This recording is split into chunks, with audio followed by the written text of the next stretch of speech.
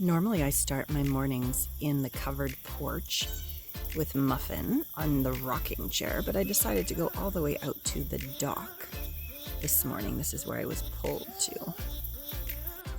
I seriously don't know what I would have done without my magic mind this week. 2 a day. Normally 1 a day. 2 a day. Because I am fighting this cold. I'm just so grateful. Normally I'm grateful for like the energy and the focus and all that kind of stuff. This week I am grateful for the immune boosting so I can keep going. I don't know why. Normally I sit in the covered porch, but I just need to be right out on the dock. And it's almost like being on the dock can help me listen more deeply. And the water being, emotions, helping myself to feel what's actually really true. Helping me to listen to my sweet body. And when I was listening to it this week, going, why are you sick? What are you telling me? It said, do you have any idea what you've been through in the last 3 months? And it's taken its toll physically. Yes, I know you're enthusiastic. Yes, I know you're so grateful for your ascension and all that you've let go of and all that you're stepping into. But my God, the body needs to be honored, respected, restored, replenished, rejuvenated. Just give it a friggin' break. And so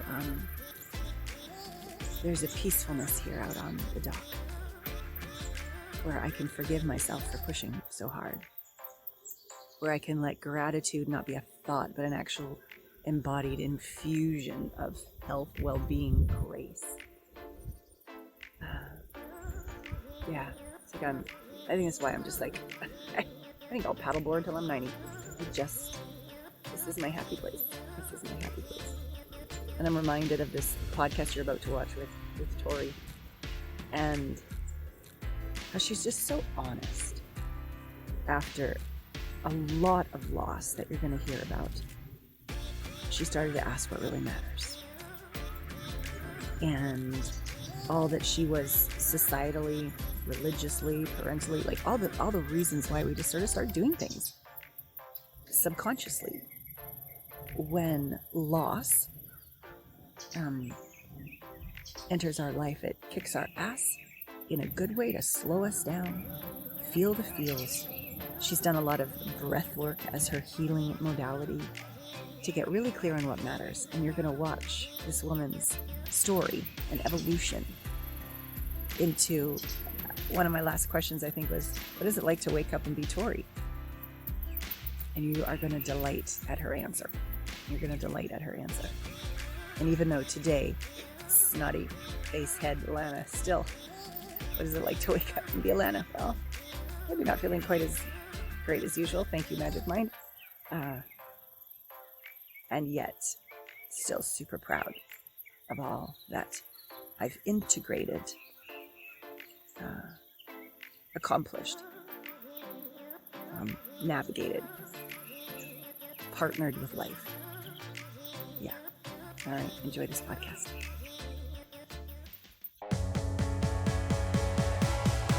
Welcome to Intimate Conversations, Soul Medicine. Intimacy is an inside job. Hello and welcome to another delicious episode of Intimate Conversations. Here we are, season 11, Soul Medicine, with a glorious woman who I've just met. Amazing Carissa Johnson introduced us. This is Tori Gordon, and you can find more about her at torigordon.com. And with this theme of vulnerability, badass bravery, and true belonging, this woman is a complete match. Let me tell you a little bit about her before we get away to the races. She is a trauma-informed breathwork facilitator, peak performance coach, and award-winning content creator, and is the founder of Coachable, LLC. She has helped over 1 million people worldwide achieve success and fulfillment through engaging content and seminars, coaching programs, retreats. She's been featured on major media outlets, NBC, CBS, Fox News, and her popular podcast, the Coachable podcast, has been named one of the top 5 podcasts to get you through COVID-19, I would add, and beyond. And as an award-winning mental health influencer, she has a brand. She is a brand ambassador for international brands such as Nature Made, Better Health, Organifi, which goes into my morning smoothie, Natural Cycles, and Athletic Greens. And she was named by Yahoo News as a top 10 mindset coach in the US and is now a highly sought after speaker by organizations such as the UN. And as I said, when I finished my last podcast with Carissa, she's like, you need to meet Tori. The two of your hearts and souls will completely align. So I want to thank you for going sight unseen, saying yes, and showing up today. Thank you for being with us, love. Thank you for having me. I just feel your radiance, your energy, and anytime a soul sister like Carissa makes an introduction, it's a yes for me. So happy to be here and share some time with you. Well, thank you. So where are you on the planet? Are you in Boulder like she is? I'm not. I'm actually in Las Vegas. Oh, nice. Wow, Yep. And I've been beautiful. here about a year and a half. So grew up in Alabama originally, but out here in the desert right now. Wow. I'm originally from British Columbia, Canada, and a Oh, lot of wow. different places around the world, including Tokyo and New York and LA. And now I'm in South Carolina. So I love that we are following our life paths. Tell us a bit, for those of us that are getting to know you, how did you become this incredible woman who speaks so vulnerably and makes such a difference? Tell us about your story. Sure. I guess I'll start, by saying I'm not that different than many people that end up on this path. There's typically either an event or a set of an events that kind of wakes you up to uh, your own truth, your own like reflection in the mirror and seeing your life for what it is. And that certainly was the case for me. In 2011, I started to experience a series of events that truly rocked me to my core. And what that consisted of was a lot of loss, familial loss. So I lost my mom, my sister, three grandparents, an uncle, and I actually lived through a massive tornado in the span of a couple of years. And in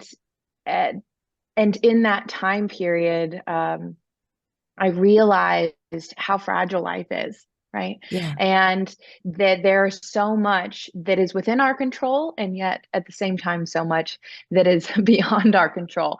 And so in 2011, cancer entered our family. It was part of a conversation that we never expected to have, of course. And my 21-year-old sister at the time started to fight for her life. And over the course of a couple years, she had multiple bone marrow transplants that ultimately failed.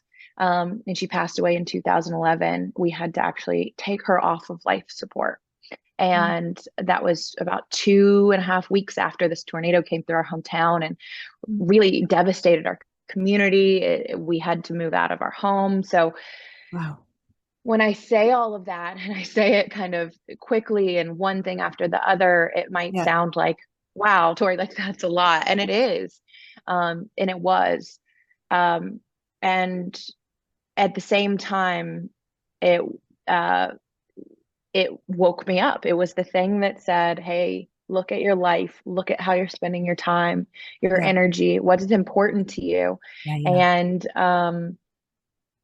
so those string of losses was, and me coming face to face with death and my own mortality, the impermanence of life, made me really consider what does last, what is meaningful, what is worth dying for, what's worth living for.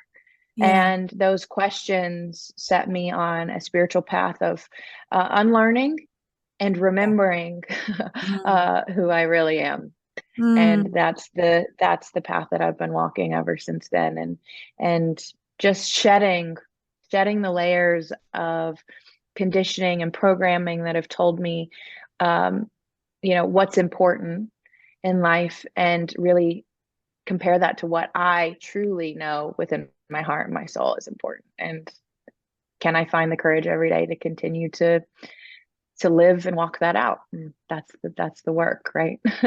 Yeah, a daily practice. Wow. You are indeed the embodiment of bravery and courage. Mm. Uh, Before the tornado, your sister, and then it sounds like your mom and the grandparents, what was Hmm. important before, and where would you say you sourced that I'm going to say information, because it sounds like all of that broke you open to source a truth of what really matters from a different, deeper place. Mm. Totally. Yeah. I mean, prior to this, I, like many people, was asleep. I was unconscious um to my own power and to what my creative life force that wants to come be expressed through me. And so I was chasing a false idea of what success looked like. I was chasing uh, status. I was chasing um, belonging, like you talk about, but in uh, outside of me. I Yeah. was Yeah. looking for validation through who I dated, through how much money I made, through how quickly I could climb the corporate ladder. Mm, I was very much egocentric in the sense that I very much cared about what I looked like, how I was perceived by other people. And yeah. not that I still don't, I still fight that battle every single day.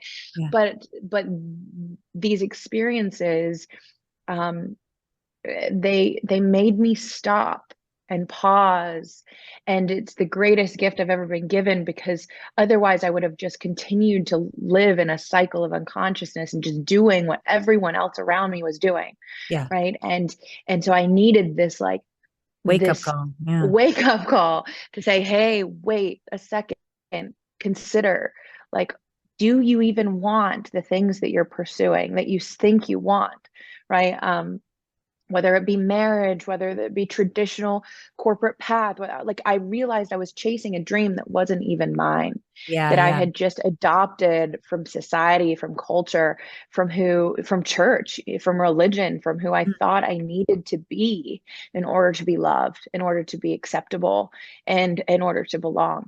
yeah. And as I started to kind of peel back the layers and sit with myself and say, give myself permission to actually reconsider Mhm. what I was doing and why I was doing it.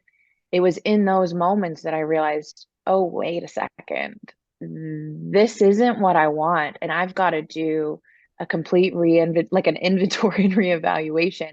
Yeah. And it became very clear that there was a call, an invitation that life was offering me to step into the unknown.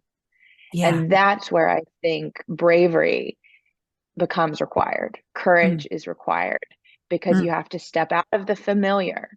You yeah. have to step out of what you know and what you're comfortable doing and what you might even be good at, right? Yeah. And get praise and recognition for, in Sure. order to follow a path that um, is completely unknown, uncharted territory, yet your Yeah. soul, for whatever reason, is calling you to walk Yeah. that path. Adore you. Right before we got on, I'm like, oh, I just can't wait to meet this woman. So I was feeling something. As you're talking, I imagine you had to learn how to feel. Because for Hmm. me, I was in my head 10 steps ahead to look good, be safe, do it right, so that I would quote unquote succeed and somehow get someplace. And when I got there, I just had to keep going because I could never get there. I was highly competitive with other women. I was a model and a dancer, and a spokesperson. I lived in Japan. Mm. And we were all dating the expats. Like that's what you did. Like there was this whole Yep. set of expectations to succeed at. And I felt so alone and Mm. not in my body. And so when I started to go into my body, what I felt was not fun, Tori. It was shame, humiliation, no bravery in the beginning, no courage. I didn't know what it was like to rest in my hips.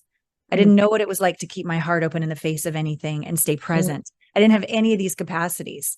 And so tell us how you learned to feel, because I believe bravery, la cour, from the heart, right? Courage is not, well, at least for me, it's not found up here, No, found in it's here. not. It's It's found not. in here. Yeah. Embodiment, Eh, right? it is. It's a journey. It's it's one of the biggest revelations um, that has completely transformed my life because, like you, my heart was very closed and I didn't even know it. Right. I would have Yeah. considered myself to be an authentic, vulnerable woman. Sure. Yet I had no idea how guarded, how armored, and Yeah. Yeah. how withdrawn I was. For Hmm. me, in relationships with women, but also with men, I would withhold my love as a form of punishment, Mm, but I was also punishing myself of in course. ways.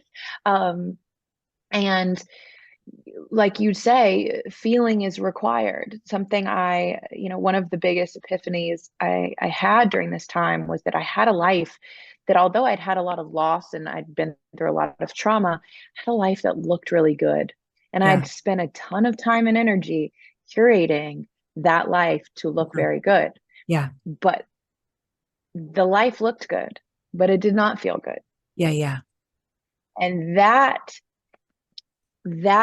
discrepancy, that I have a life, I'm wearing a mask, I'm presenting a facade that says, hey, look at me, I've got it together, Yeah. and I will convince you that I am doing well, but I know I'm living a lie.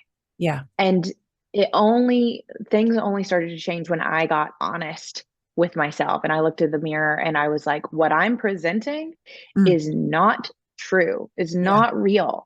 And what is the point Yeah. of doing all of this and putting Mm, forth all of this effort and trying to make people think of me a certain way if that's not who I am? It mhm, feels fake.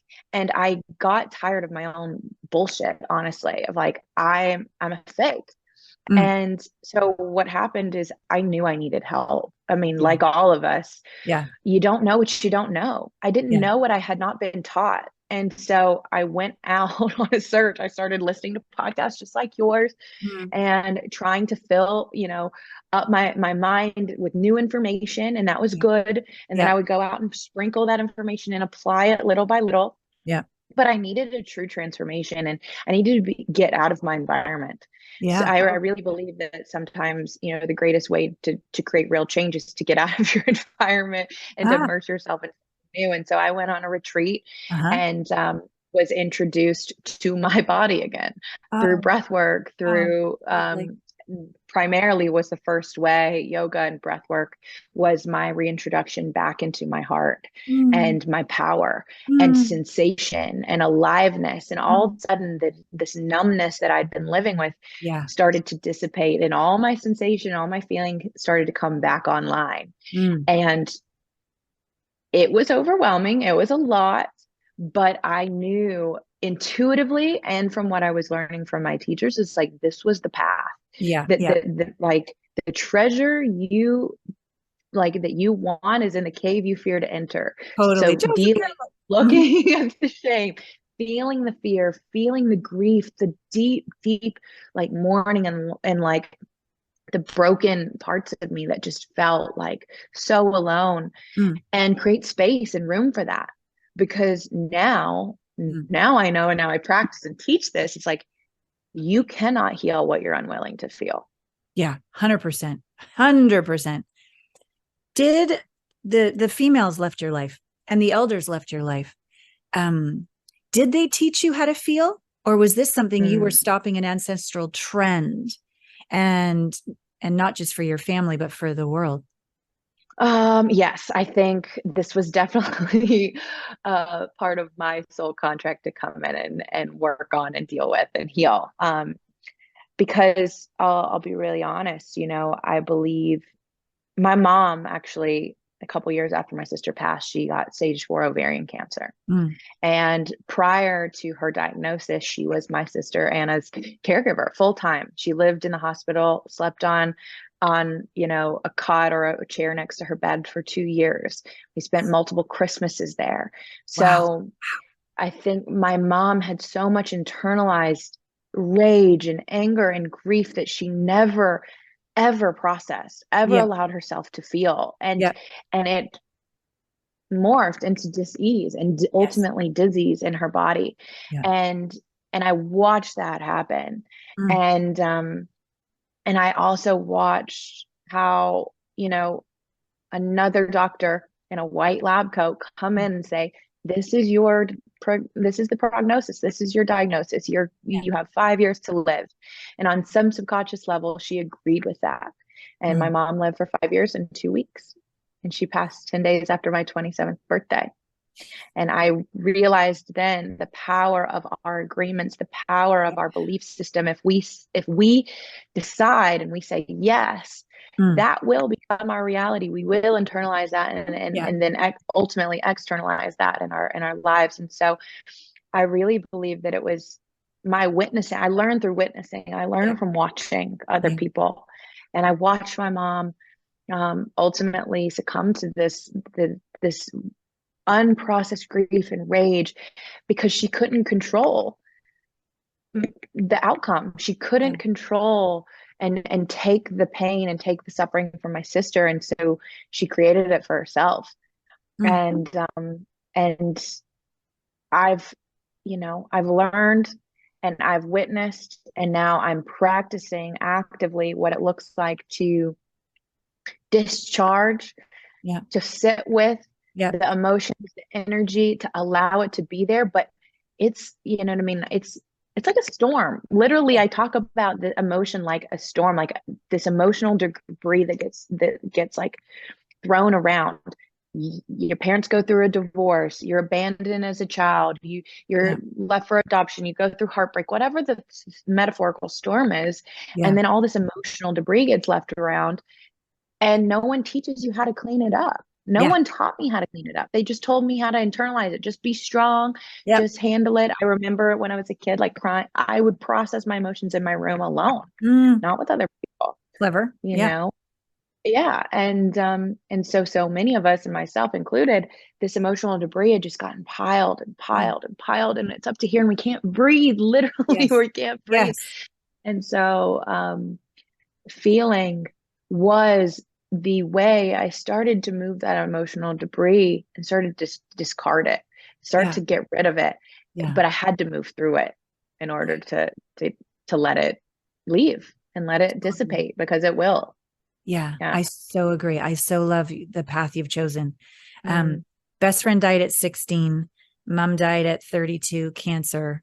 mm, And she was 61. And I remember liver cancer, seat of her anger, not giving herself permission, society or herself, to leave my dad of drunk and alcoholic, 30 years. It was just right in front of me. Two people mhm, who were resonant, who chose and were raised not to feel, to suppress and cope and mhm, divorce and die. And so I hear you. I hear you. And it was not safe in our house to feel. If you mm, felt, the violence got worse or the checked out got worse. And mm, so as I was a dancer since I was young, and then as you said, a new environment is good. I went all the way from British Columbia, Canada to Tokyo.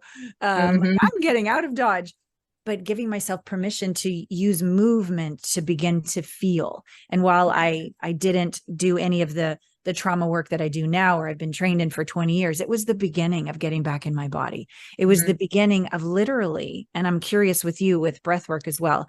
I've done a lot of the use like PSI, not the use of, and I've done tons of ayahuasca journeys like 20, 25 years ago, but the use of psychedelic medicine, not to go into tier 3 and leave, but to use it to stay in the body, to feel through body sensation and emotion, autonomic nervous system, all the way back. It's mhm. worked very, very successfully for me. Same. I had a sense of who I was when I left to tier 3, and that was great to know. And that Mm, supported my spiritual maturity, but it didn't integrate why I kept attracting abusive men, abusive mhm. situations work wise. I couldn't, for the, cum laude graduate of Ivy League school, couldn't figure out why I kept doing this, because it Yep. wasn't about my top of the iceberg. It was the iceberg where this trauma still was. So I'm curious, I, as a dancer, because there was no emotional triggers, could allow life, the divine energy, to move in as and through me and let it dance me. I mean, I was trained as a ballet and I knew the right thing to do from my head. But as I grew older and as I was a performer in Japan, I was like, oh, I know the steps, but something else is dancing me. And Mhm. every so often, and I mean like 5 or 10% often, it might happen making love where I would just Mhm. have abandon. But in general, there was way too much trauma, way too much fear for me to let go of control. But then I said, I'm Yep. like, there's something going on here. And the Mhm. energy, I know it's right, good, true, divine. Yeah. So how has your evolution been with your sensuality, your sexuality, trusting the divine through your body, relationship wise? That's probably another podcast, but anyways, Yeah. let's keep going. Oh, it's so juicy, and it's there's levels to it, right? There's iterations, there's sheddings of skin and of fear and of belief systems and constructs that have told me it's not okay to feel, that Right. it's not okay to enjoy and be in your pleasure and be in your ecstasy and your bliss. Like Yeah. there was a belief system I carried for a long time that was generational, that was archaic in the sense that you have to suffer in order to be good. Things have to be Yeah. Yeah. hard Yeah. for you to be a good woman. You can't trust your heart. It's deceitful, right? You can't trust yourself. You can't trust your desires because Or your they're going to body. lead you Yeah. astray, right? Mm-hmm. Or your Mm-hmm. body. Mm-hmm. And don't ask, be seen, but don't ask for too much attention, right? All of Right. these programs. Yeah. And so for years, my entire life until the last 5 years or so, it was, how do I do what is expected Mm, and perform mm. for those around me, men, women included, but I don't get to enjoy the process. Yeah. It was a performance, Yeah. Yeah. right? Fuck And that. so like you, it body and movement, breath Mm, was the original way that I started to re-enter my body. But mm, then it became, yeah, much more sensual, much more just erotic. And now that's something I'm playing with right now that's currently alive within me. And mm, medicine, plant medicine has been integral in, like you said, in experiencing the fullness of my spirit and my soul and mm. the oneness that exists. And then yet I explain it like a genie in a bottle. I come out, I'm everywhere, I'm everything, I'm all things at once. Yeah. And I experience the fruit of the spirit, my love, my generosity, my peace, my patience, all of my gentleness, my softness, my femininity. And then it's like zoop, right back into the bottle, right Mm, back into the body. And how do I mm. integrate all of that into the body and bring that Yes. back with me? Yes. Because if I don't, then it's right back to judgment, it's right back to fear, it's right back to the shame. Mm-hmm. And so that integration of bringing and realizing this is who I am, Mm-hmm. not just in spirit, but in, like, this is what I can experience in and through my body. I just have to know how to access it and to tap into it and allow it to move without the judgment, right? Mm, Of this is right or this is wrong or this is good or bad. It mm, is what it is. And so part of that allowance has been coming to terms with, can I be with this? Like, that's the question I ask myself so often, is, can I be with this? Something new, even if it's a level of like pleasure that I've never experienced before. Play has mm. been a huge healing aspect for me. It's like, can I be with this? Can I hold this? Can I just let this exist in my field, in my body, and just notice without judgment? And then it's like I can increase my capacity for Mm. more. Yeah. Because when we are traumatized, our window of tolerance to be with pain or pleasure is Mm-hmm. very limited. And I Yeah. used to think it was just pain. I realized it was also my pleasure that I Yeah. had limited Both capacity sides. to Yeah. feel. Mm-hmm. Right. Mm-hmm. Yeah. It's Oh. and it's a continual opening. It's a Mm-hmm. continual softening Mm-hmm. for me. And I feel that strongly in my body. Stress in your mind creates stress in your body.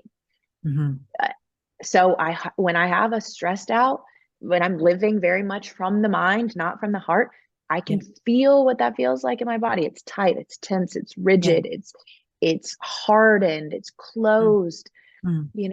it's calloused. And the medicine Mm.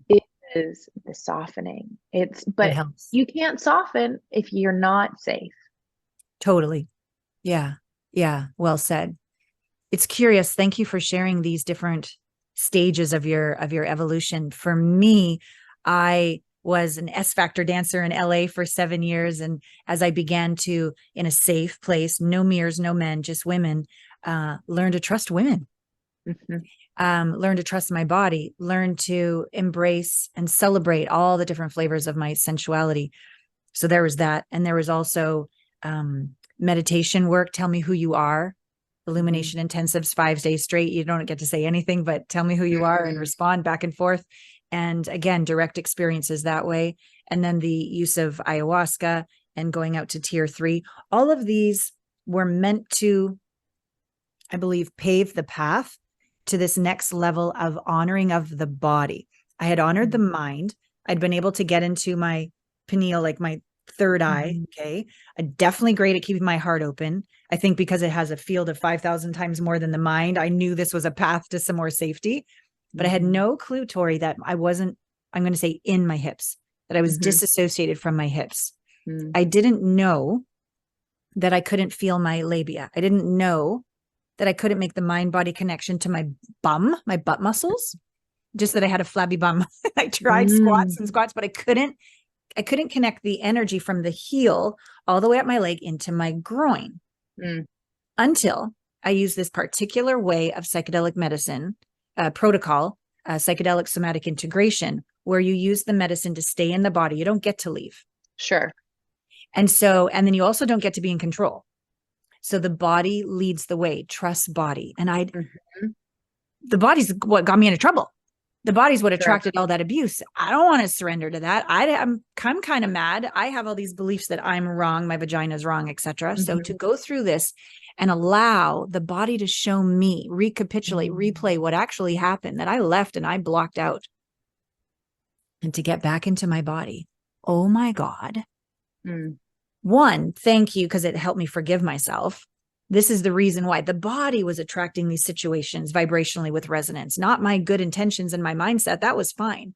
But that little top of the iceberg couldn't override this massive iceberg of trauma. So first it was self-forgiveness, but then second, I got to integrate all of these dissociative parts of me back into my body. And I thought I had an intuition, but I didn't. I wasn't in my hips. I wasn't in my gut. So now, like 1, 2, 3, it's there. I'm 53, so I don't know how good my butt looks, but it looks better than it did before because I can feel my groin and do a squat, and the body-mind connection is actually there. I had my first vaginal orgasm of my entire life. I had clitoral all the time, but I was numb in there, numb. What medicine were you using for that? It was a combination of day 1 MDMA, day 2 cannabis. I've literally done 27 journeys to heal what I'm calling fascinating. level 4 trauma. So this is what I now am able to do with my clients who, like me, have done all these journeys, and they're still the same fucked up patterns, right? And they know they're one with all, but they can't keep it in their body, and they keep attracting situations that are not supportive. What are you going to say, love? Well, yeah, it's the default response, survival patterning that just gets overrides the knowingness, and that's so frustrating. And I've never, used psychedelics in that way to stay in the body. So that's fascinating and opens up a whole new, universe for me to explore, which is extremely exciting because like all of us, I'm on the path. I'm putting one foot in front of the other every single day. I don't ever claim to know it all. I just teach what's worked for me so far, so 100%. Far. And I'm okay with having my mind changed. I'm totally willing to say what I know today is not what I know tomorrow, But for me, what I do know is that there is an internal pharmacy that is available to all of us. Yes. And that we are the drug and we are the medicine. It all exists within us. And I think the work that you do, that I do, and this community probably is already tapped into, is about helping people to know how to utilize Yes. the powers and the at B that are within them, their own pharmacy, and how to resource and access those instead of searching and seeking continually outside of ourselves, which is Yes. what we come into this world doing. And what we have Mm. to remember is that Yeah. all of that capacity and all of that the freedom that we're searching for is already there. It's Yeah. about removing what's in the way of Yes. accessing it, right? Yes, absolutely. Absolutely. So Mm, what does your life look like today in terms of how do you, I mean, nobody's perfect, but in mm, general, how do you feel when you wake up? How do you nourish that? Who's in your life loving the shit out of you? Who have you mm. let go of? What have been some brave, bold moves in terms of release, but also in stepping up to receive what you're worthy of? Yeah, tell us what it's like to be Tori. Mm. You know what? I love that question because, and I love that I get to answer that question today where I'm seated in my body, but also in my life, because it's what I get to, how I get to answer that is different than how I would have answered that in the past. And recently, not too long ago, maybe 6, 7 months ago, someone asked me, like, Tori, like, what's next for you? You're doing so much in the world. Things are going so well for you. And I was just Mm, saying, like, I'm living the life I always dreamed of. mm. Um, I feel like I lack nothing in this. Maybe I do, but I'm not aware of it. But like, Not- I'm so deeply satisfied and fulfilled in my life, and so in like almost every area. And I was just like, more of this, deeper levels of just like deepening, rooting, grounding in what I already am experiencing. mm, And in order to get to this place mm, of confidence, of knowingness of like who I am, what I offer, how much of it I can create, mm. has definitely required the proverbial like elevator ride of letting people off along the way. I left a marriage Yeah. in 2022. I Yeah. started traveling solo, which is actually how the universe conspired to bring me out to Vegas, which was very unexpected, not on my radar. Uh-huh. Um, I had to, very, like, I always tell my clients, I won't ask you to do something I'm unwilling to do myself. Thing. Yeah. And what that is a continual invitation for me into is continually stepping into the unknown and trusting. And the universe continues to ask, Tori, how much do you trust me? How Yes. much do you trust me? And so it looked like leaving the familiar, my career, my business. I sold a house. I Wow. left a relationship to Yeah. go all in, and ended up out here in Vegas. And right now I'm in the energy and the vibration and the like glow of being really deeply loved and seen for who I am. And that required me to trade being liked for who, Yes. Thank you. in Oh, order to be loved. yeah. Um, it required, letting go of needing to be understood so that I could really be seen. And what right now I'm excited about is soul family community, like in person. I can hold you, you can hold Mm, me, we can mm. sit in ceremony, we can do rituals together, we can celebrate, we can dance, laugh, play like little kids. um, that's what I'm excited about. And that's been even, I went to Burning Man this year for the first time, Uh-huh. and it was so transformational. And one of the things I took away from that experience was stepping up into a level of leadership that I had not yet embodied, Mm, because I'd been, for whatever reason, waiting for other people to do the emotional and energetic labor I was unwilling to do, which was like, I wanted to be in part of a community that I expected someone else to create. oh, And I was like, I want soul family. I have it all over the world, but not yeah. just like locally, Yeah. and I obviously I tapped into that at Burning Man, but they're not all local to Vegas. And I realized, there's something I desire. Mm, It's my responsibility. It's my to bring it into the world, and it's yeah. to make manifest into the world. It's to come through me, but it Mm, means in order to do that, I have to lead and I have to go first. And so coming back from that, I put all my friends, colleagues, people in the wellness community, people in all other parts of my life, and I put them in one group chat. And I just said, look, my intention is to create community. There's 3 rules here.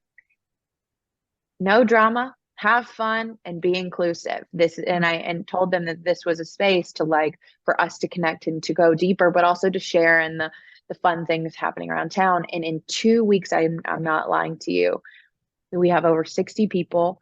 I've done 2 meetups. I looked over this past weekend, was having such a deep, like cathartic release, ecstatic experiences, deep love, like, and I looked at people and I'm like, these are the people that I've been calling in, that I've been looking for. And it required me to activate it. It was here. It was around all of us. So we all wanted it, but it had to be activated within my heart and then lived out through aligned action. And now I was like, having the visceral, real life experience of living in the moment of the moment I dreamed about. And that, like, being so seen, so loved, celebrated is so deeply healing, like on such a deep level. And it wasn't just me. It was like, I looked around and I was like, I belong. I knew I belonged, but I belong to something that's so much bigger than me. And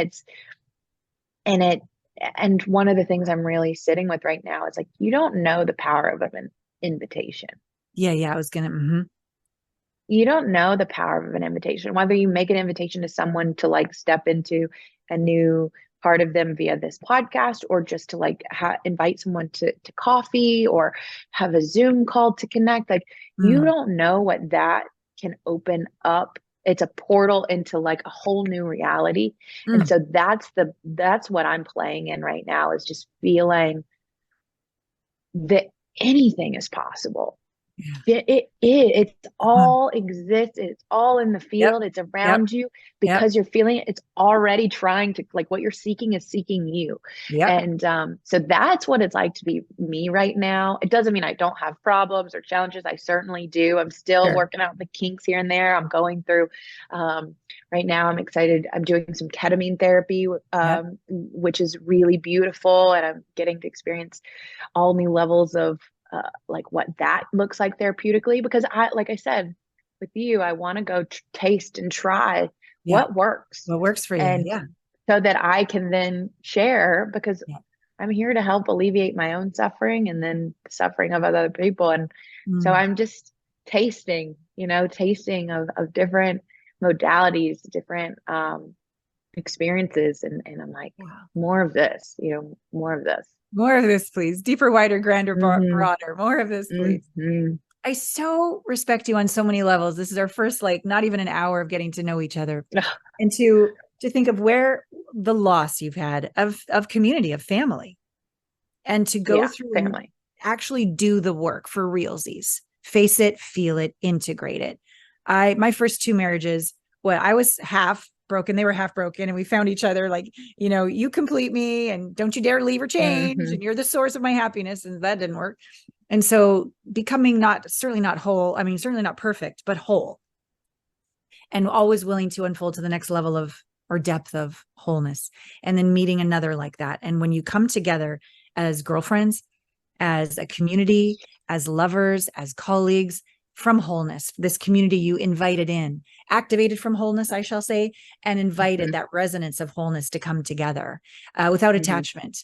It's so beautiful to watch you create this, allure this, attract this, invite this. And I'm so glad we're speaking of this to others, because we get what we put out.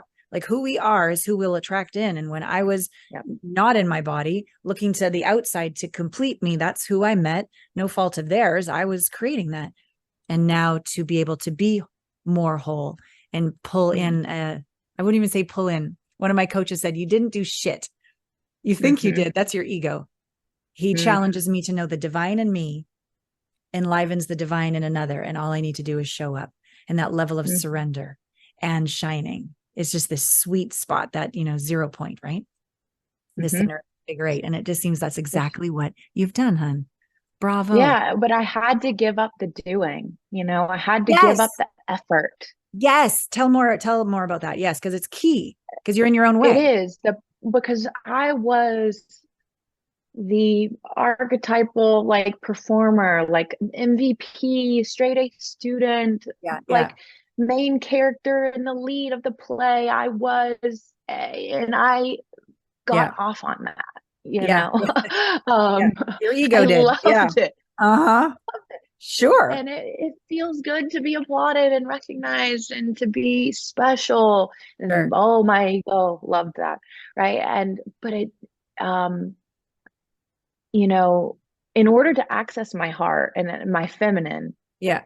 that required the being. And the being piece is like, I don't need you to do anything. And that was so uncomfortable for me for a long time. And only it was actually at Burning Man this year that I really kind of, it wasn't that all of a sudden I was like really grounded in both, but I had this awareness that it's not something I'm like necessarily leaning into anymore, something I'm standing in, Yeah. my Yeah. Thank you. feminine and my masculine. It's not, Yeah. I used to be like, oh, I'm leaning into my feminine. I'm like, no, I'm standing in it Yeah. fully. And I'm Yeah. also standing fully in my masculine. Yeah. And that is a powerful place to be. But it's like, so I can activate and I can take action when needed, when Yeah. called on. I'm like, Yeah. this is the moment to step up and to Yeah. do. Yeah. Most of the time, it's like, it's doing without attachment to the result. It's like, I'm going to do what I know is required, the aligned piece of making the invitation or showing up and having the conversation, Yeah. showing up to the podcast, but then let the universe do its magical Yes. work, Yes. and there's an easefulness Mm. that comes with that of just like resting Mm. in the assurance Mm. that you are taken care of. Yeah. Like you are okay. Yeah. And I think as long as we operate with this belief system that like we're not doing enough or we're not going to be okay, or if I don't do this, then Yeah. blank, then insert bad thing, then we're constantly in the hustle. Totally. And my medicine practices, my meditation, my yoga, my breath work have all reminded me, it's like every time I have a ceremony, every time I sit with medicine or with myself in silence, the resounding message always is everything is okay. Yes. You are okay. And that allows me to relax. Yes. That allows me to trust Yes. that like I don't have to do it all. Yeah. I can do my best, and that's all that's required. And I continually see how the results come when I stop over performing Right. and being a puppet and just be me. Oh, Just be me. girl, this is just delicious. The way the divine speaks to me, I guess I'm a small town Canadian girl. A lot more F-bombs when the divine speaks to me. At first, it's like, slow the fuck down. Yeah. You can't fuck this up. You can't fuck it up. Surrender. That was huge for me. Yeah. It's like, what if you really couldn't do anything wrong? Like, what if there is really nothing wrong? Yeah. And that was it's like, you can't fuck it up. Just be, the only way you can fuck it up is like thinking you can fuck it up and you're trying to do it out. Just like, be yourself. Yeah. And continue. Like the recent kind of download I got in my most recent ketamine experience was just you are love, right? And you attract what you are. Yeah. Like when I connect into that space, it's like, I am love. I'm attractive because I am love, and love attracts itself. Yes. But also it's like from that space, there's an effortlessness because it's not something I have to go create or something I have to go out and find. It's emanating from myself. Yes. This is who I am. Yeah. I can't not be this. Yes. Yeah. Yeah. And for the performers, it's really great to give ourselves a break. But to the ego not so happy. Ego's like, yeah, Yeah. But I Mhm. don't know about you, but like ego death after ego death after ego death and humility. Yours Mhm. sounds like maybe a little more by choice in this second part of your life.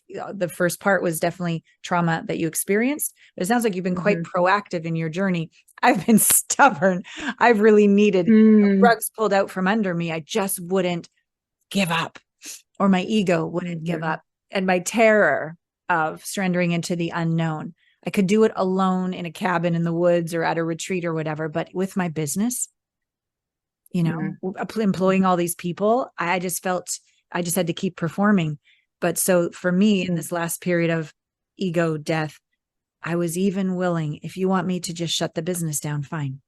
If I need to say Mhm. thank you, but no thank you to these beautiful people that support me, fine. If you don't want me ever to Mhm. find my beloved, fine. My son hasn't spoken to me in 3 years. He lives with his dad in LA. If you don't want me to have him anymore, fine. Like, I mean, even here's my cat, like everything, Mhm. fine. A surrender I've never known. That level Mhm. was at least required for me to Mhm.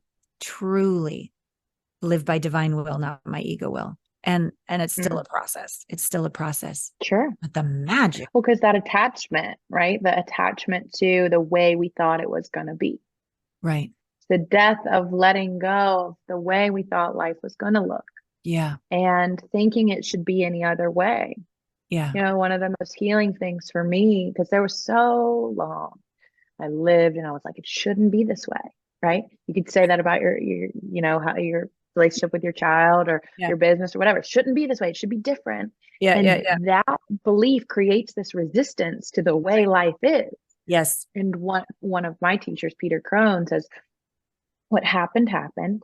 It couldn't have happened any other way because it didn't. Yeah. And that can I accept that what is what is meant to be because it is like what you're Yes. experiencing is exactly where you need to be because that's where you are. and Yes. and can I position and posture towards that as a way of welcoming it Yes. versus being at war with it. And there Yeah. was so much in my life that I was at war with, that I was in resistance to. Mm, And mm. instead it was like, can I be with this? Yeah. Can I let it be? Can can I accept it? Doesn't mean I have to like it necessarily. Sure. Don't have to prefer it. That's Yeah. very different. I don't Uh-huh. have to Uh-huh. prefer it. Doesn't mean it's ideal.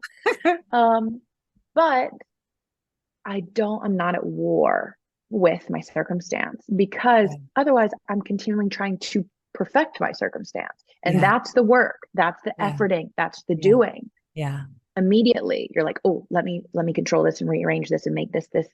And now all of a sudden I'm in the energy of doing and performing. Yeah. And my peace and my happiness is based on circumstance, which can always be taken from me. Right. Right. Right. Uh, And when you finally access that place where it's like, regardless of circumstance, regardless if the business is doing well or my relationship or I'm with someone or I'm not, or my kids, it is well with my soul. yeah. I can be with this, and it's not wrong. Mm, It's not right. It just is. mm. And I'm here to experience the isness of life. And that sounds like, that's so woo woo. It's just like, but it brings me, it's like, what's the alternative, Tori? The alternative is being at war Yeah. with Which, life yeah. all the time. Yeah. And that's exhausting for me. An Totally. exhausting way to live. Yeah. Like that Rumi quote, whoever comes to your house, be it joy or evil, or what was it? And yeah, Mm-hmm. just welcome them in. Welcome whoever shows up at the door. Yeah. Yeah. Yeah. Gorgeous. I want people to have more of you. You are so delightful and you walk your talk. And I so honor the path that you're leading internally, externally. We've got torigordon.com/resources with some self-care journal prompts for emotional healing. Tell us a bit about Yeah. and anything else you want to invite us to, because you're Of a good course. inviter now. Thank you. Yeah, we've got the journal prompts. Just You can't change anything you're not aware of. So it starts with awareness. Those are really good daily prompts that can help you go deeper with yourself. We've got something on there called the Untriggered Workbook, which is also an amazing resource that help you can, when you do feel activated, you do feel triggered, which we all do, you can Mhm. understand and get to the root, get to the source. What is this really about? What is this really activating within me that's likely from my childhood, likely from the past, so that I can deal with the root instead of putting band-aids on things. So I Yeah. can actually communicate my needs. I can communicate my desires from a place of self-responsibility Yeah. instead of blame. But Yeah. that's a really good resource. Both of those are accessible, torigordon.com/resources. And, right now I'm in a creative phase. Like the podcast, obviously, please check out the Yep. Coachable podcast. We bring on thought leaders, experts just like yourself. We need to have you come on, Oh, please. This is my invitation. I would love to oh, have thank you. you, love. But otherwise, I'm really focused on creating more ceremony spaces for people. And I Mm. don't have anything that I can announce today, but please stay and you can get on my email list. You can listen to the podcast. But I do. So that's coming. I'm working on some, whether it's a retreat or offering deeper medicine journeys for people. But I do have something every single Monday called the Huddle. And that is the opportunity to get into community, to have these types of conversations Yeah. with people who are on the path to Mm. talk about and talk through what are you growing through right now? What are you excited to create? But what are those sticking points? What are those blind spots you have? And Yeah. how can we shift our perspective, which Course in Miracles calls a miracle, right? That is a Yes. miracle. It's a shift in perspective. So that Yes. happens every Monday. It's a one Mm. hour call, and we huddle up. That's what we do in the coachable community. It's like, who is in your huddle? Who's on your team? Who's helping you, Yeah. reminding you of why you started this journey? $97 a month, super low ticket to come and have a place where you can get supported and inspired every week. And Yeah. so you can also, if you go to any of the links in my bios on any of my social media platforms, you can sign up there as well as on our website. Brilliant, brilliant. It's important. One of the ego deaths was that I had to have all the answers, Mm, but to take the back seat and create wisdom circles or these huddles, as you say, yeah. and let the collective genius arise within the group that is together Yeah. is brilliant. So well done with that. And I love this shift in perspective. I just want to go through my notes.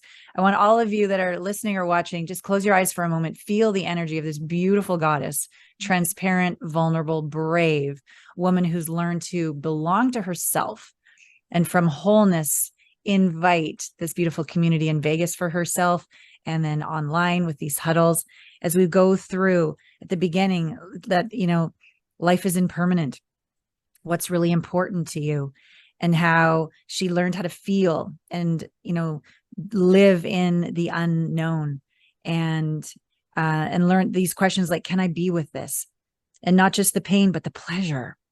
Mm-hmm. And she was willing to let go of being liked for being loved and seen. And she's created her soul family, not just Burning Man, but her life, her business.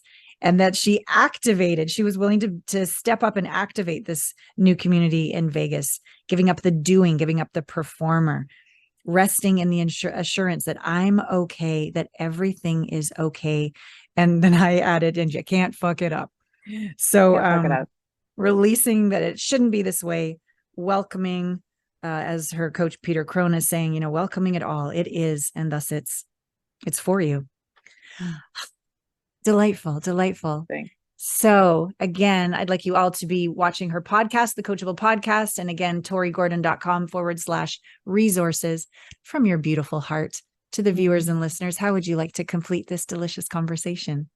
Oh man, just from a heartfelt place, that you have this internal compass that is available to every single one of us that knows the way. It Yeah. knows the way, it knows how to lead you, and you can trust it. You can Mm. listen to it. You have to cultivate that relationship with it. Yeah. But it will not lead you astray, and you can trust the divine timing of your life. And I know that this conversation is going to hit your ears at the exact moment that you need it. Mm. It's going to collide with you so you can encounter yourself Mm. on a deeper level. And the more that you know yourself, the freer you are. So Mm. just continue to have bravery in you're belonging to yourself, to the collective, to your purpose. That, and what you said, you can't fuck it up. So enjoy it. Allow yourself to enjoy Yeah. life. It's not meant to just be survived and hard and suffered through. It's like you get to have fun. You Yeah. get to enjoy it. Like, what's the point of doing all this work if Yeah. we don't have any fun, right? Yes, totally. So, Oh, I love this. Thank you, Tori. And so as we complete this podcast, many a mic drop has happened.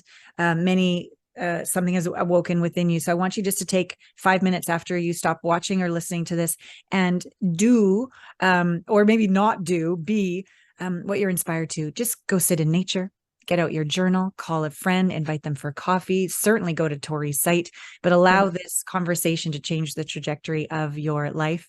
And allow yourself, let it get messy, paint outside the lines. We're here to enjoy being alive. Yeah.